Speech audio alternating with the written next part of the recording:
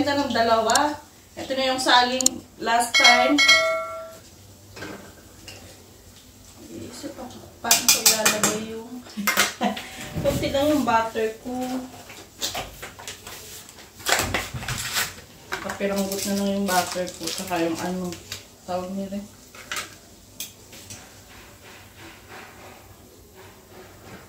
Gagawa ko ng parang yung, ano ba tawag dito? Yung glaze ng turon. Mamaya pupunta din dito yung ano ni Mr. Katrabaho niya. Malutuan ko sila. Meanwhile,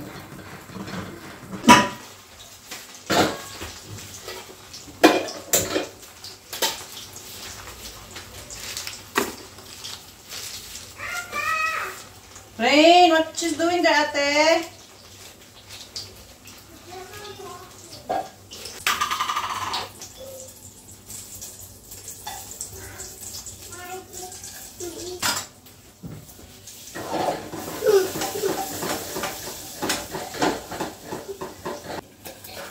Ano ba kung pinagagawa sa buhay?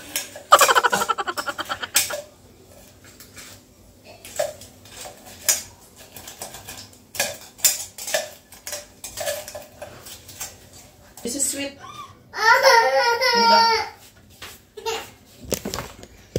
Ito yung ating... Ayan. Done na rin. Come here na, eat na. Ikaw, ano lasa nito? Ayan na yung turon. Oh. Dapat pala inano ko na lang. Dinaretso sa mantika. Hindi pa nalalaman pang butter.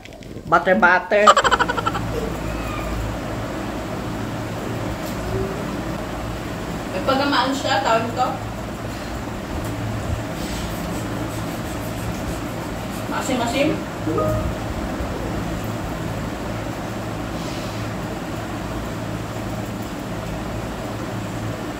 Napagkasaba nga yung lasa niya. Lang rin.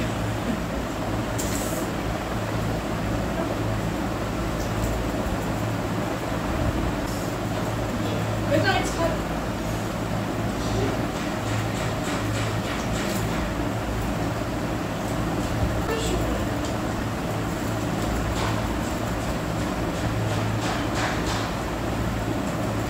Harder? Libon? So, nagre-review ng ate Telugu? Yeah. So, how's her review? How's her Telugu? She's writing well. Neatly write apple.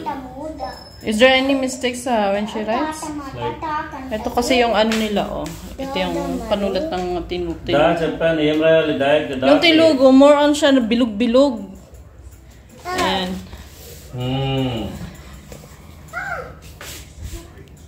what is the train? What are you eating? Chickpeas?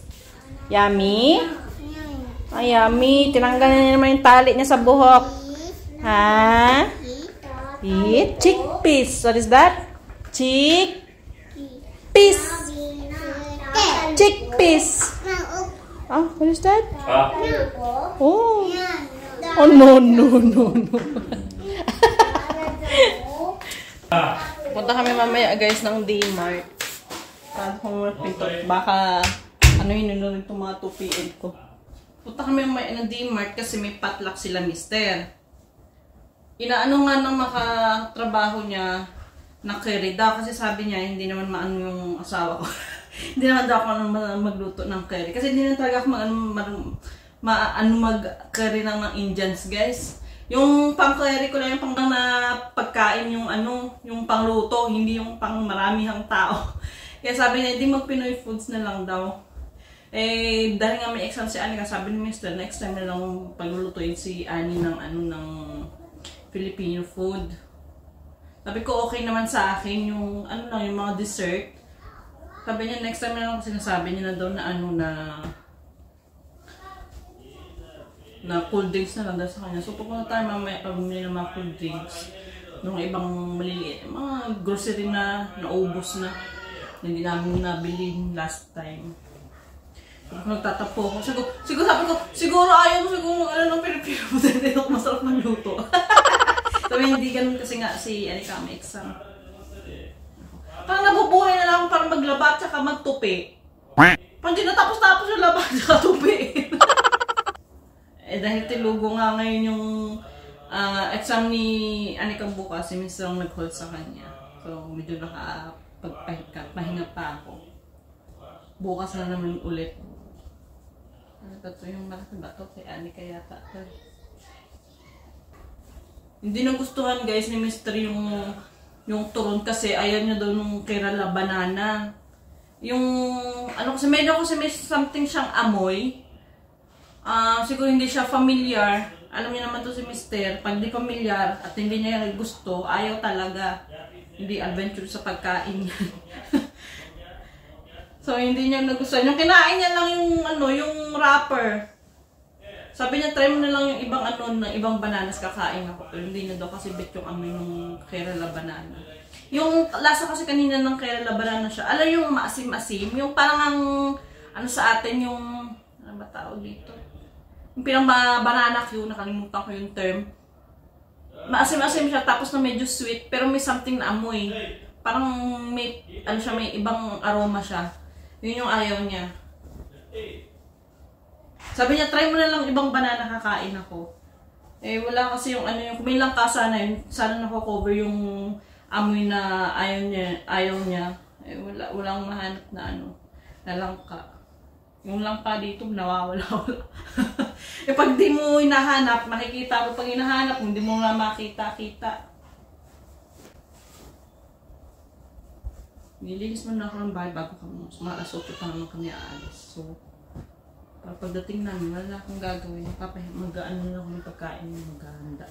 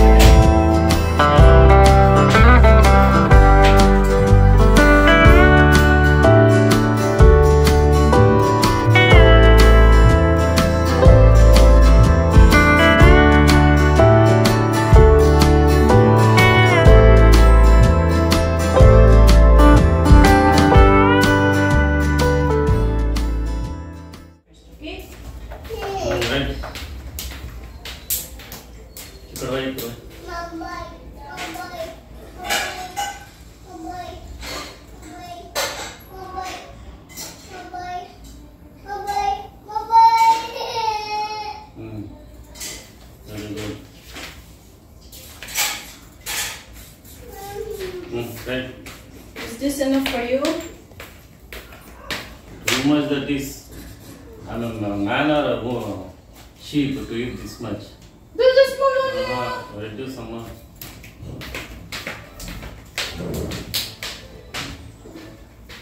This. Enough for you? This is for your dinner.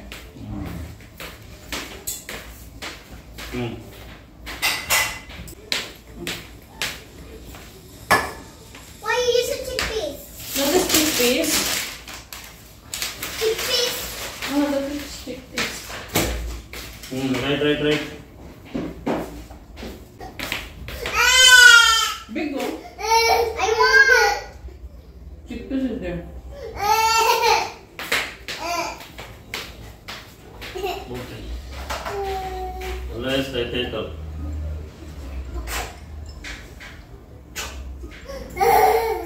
Basmati. Eat.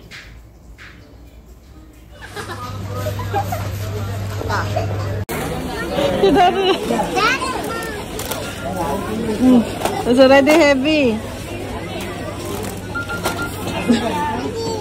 A little bit then. Ito po nag-shopping ang luring.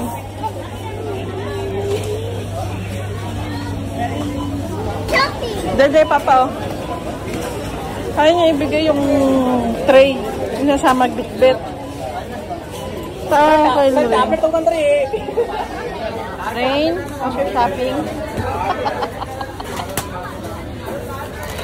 Kasuri methi, yeah. Tawa ko. Change that one, kasuri methi. No? She put that the sugar crystal. Rain, tawa ako guys kasi pumunta ako sa may chicheria na area. She's the one who put it. Alright guys, kararating lang namin kanina lang sa bahay. Gagawa tayo ng naubos na yung aking body scrub. Tawa ko ng tawa kay Rain kasi ayaw niyang ibigay sa amin yung basket. Gusto niya siya ang magbihit-bit. Bibili sana ako nung yung mga salted peanuts na pinangahalo ko minsan sa aming oats. Aba, ang loka nag-shopping. Binaba ba naman yung basket niya tsaka naman. Tapos, kumuha ng chips dun sa display tsaka nilagay niya sa basket. Tapos, umalis ng aling Lorraine. Tawa nag-shopping ng kanya. Ano po?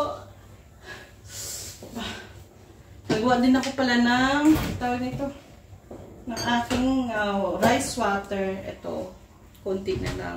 So, sa mga gustong gumamit ng rice water, so, bago nyo gawin to, it's dapat okay sa inyo yung amoy kasi para mas ma-achieve mo yung effectiveness nung rice water, kailangan siyang ano ba tawag dito? Kailangan nyo siyang i-ferment. Pero kung ayaw nyo may amoy, so,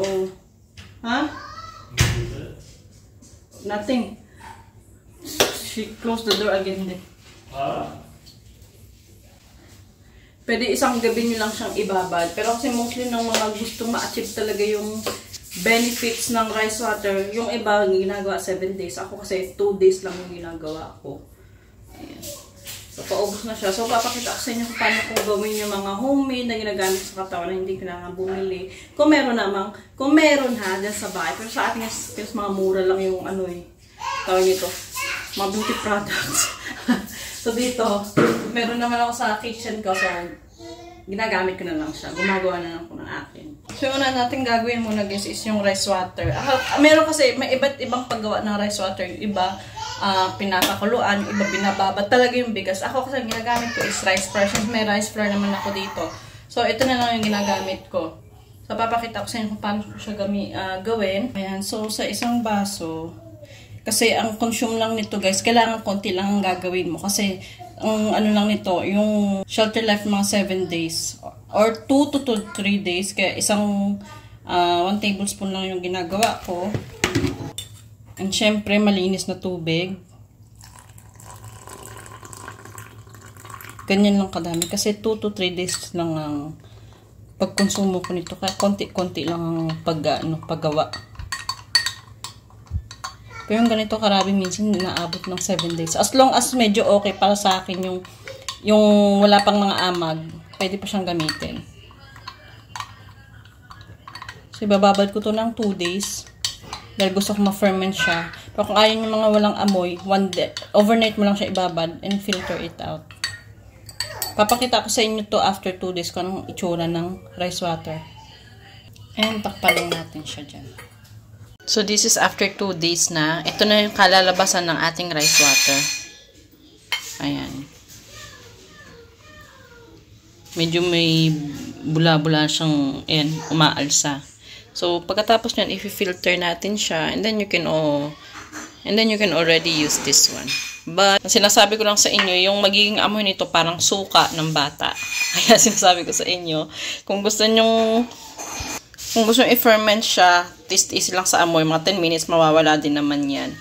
Ayan. Pero kung ayaw nyong may amoy, overnight lang ang pagbabad ng rice water. So, this is already good for me, and then I can use it na. Susunod naman natin gagawin yung body scrub. So, kung nakailangan lang din ng brown sugar. Panutsa na powder yung ginamit ko kasi since wala akong tawag dito, brown sugar. Pwede rin white sugar, yung maliliit yung butil. Body wash, ayan, body wash. Turmeric, optional. And oil. I'm using almond oil. Ayan. Nandun ko sa kwarto yung coconut oil. Tinatamad na akong kunin.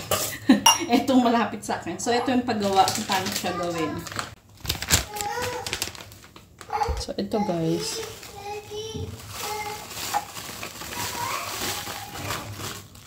Damihan ko ng since para marami akong stock.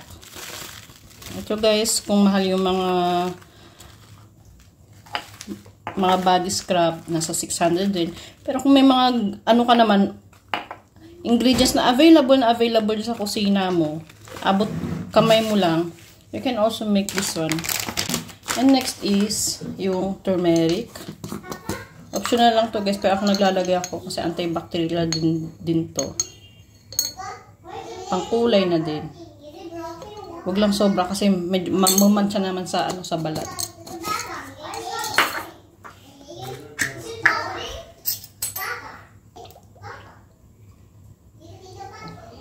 Ayan. Ayan yung oil. Mga nasa 2 tablespoon na oil. Haluin ko muna siya.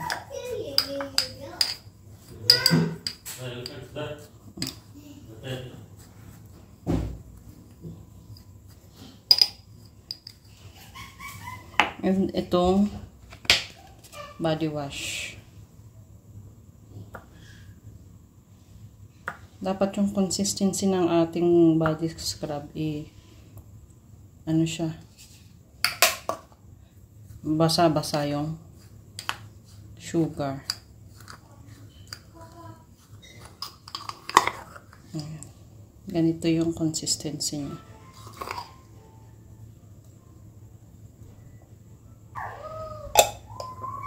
And now you can use your homemade body scrub. Hi guys, before we close the video, I have some shout-outs. You have some shoutouts. So, ito yung mga shoutout natin guys. Pasensya at medyo late. Dahil medyo nakakalimutan ni Annie Batong Box. So, first one is this one baby. This one, her name. Yeah. This one, her name. This one, Rose. Rose. Emily Vlogs. I'll read it. Read it. Pa. Mama. Shout out sa next vlog. Next is Jo. Wait. Jo Cuesta 1742. And then read it. Jo Cuesta. Cuesta. Anika, love you. Keep up the good work. Ate Anika, taamo. Ang talino mo. Thank you po. Thank you po. Next is this one. Dada na lose 7286. Read it. Shout out Anika from Rizal.